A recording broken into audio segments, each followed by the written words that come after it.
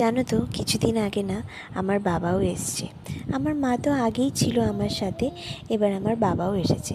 তো আমি বাবাকে বললাম, বাবা চলো না, এখানে একটা স্টাইল বাজার আছে, চলো ওখান থেকে ঘুরে আসি। তো আমরা সবাই মিলে এই স্টাইল বাজারে গেছিলাম বেড়াতে। বেড়াতে ইন দ্য সেন্স একটু শপিং করতে, কিন্তু এটা সেরকম পুজোর বাজার বলা যায় না।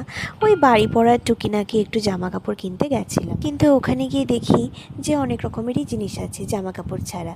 যেমন কি খেলনার পাতি জিনিস আছে, তারপরে সাজাগোজার জিনিস আছে, আরও বাসন টাসন অনেক কিছুই ছিল।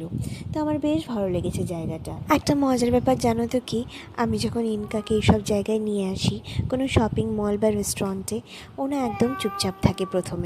তারপরে আস্তে আস্তে যখন জায়গাটার সাথে ফ্যামিলিয়ার হয়ে যায়, তখন ও তার দুষ্টুমিটা শুরু করে, এইটা ধরে টানে ওটা ধরে টানে, এবং রেস্টুরেন্টে গেলে তো আমাদের খেতেই দেয় না, শুধু দুষ্টুমি করে যায়।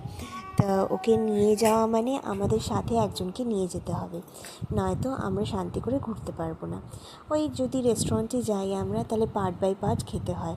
মানে কখনো আমি ইনকাকে ধরি, অভিষেক খায়, আর যখন অভিষেক ইনকাকে ধরে তখন আমি খাই।